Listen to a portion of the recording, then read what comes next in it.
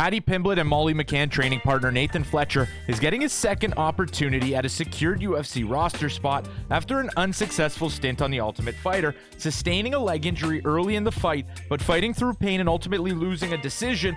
The Cage Warriors bantamweight title contender boasts an 8-1 professional record with 6 submission wins, and Nathan had a successful 6-1 amateur career featuring a Cage Warriors amateur bantamweight title. Today we'll have a look at the career highlights of Nathan Fletcher. Oh, Till's out!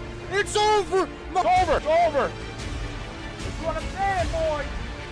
Oh! He got dropped! It's over! Munoz! Oh my God! Nathan Fletcher debuted to English MMA as an amateur all the way back in Bolton in 2016. He'd quickly land in Cage Warriors after just 2 fights, competing and winning a bantamweight amateur title in just his 3rd fight as a professional and at 19 years of age. His amateur career featured his first mixed martial arts loss in his 4th fight and featured a win over now UFC fighter Cowlin Loughran. He capped off his amateur career with a first-round submission win, submitting Jack Egler. This would crown him the CWA Grand Prix champion, and that success would ride through the start of his pro career. His pro debut was a remarkable first-round arm triangle, and he'd reel off 4 additional submissions and a TKO for good measure. At 6-0, he'd be in a title fight against Dominique Wooding, and on the fast track to being a Liverpool superstar aside his teammate Paddy Pimblett. And Fletcher would look like a shoo-in to become a champion in the bantamweight division.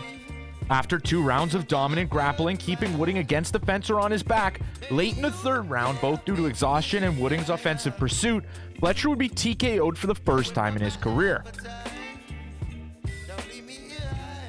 Fletcher would bounce back in Cage Warriors, and after back-to-back wins, including a slick triangle submission scrambling from his back, he'd get the call to The Ultimate Fighter for the opportunity at fighting for the premier organization. But the show would end in disappointment. The Englishman would suffer a decision defeat against Con O'Fley and got eliminated from The Ultimate Fighter at the quarterfinal stage.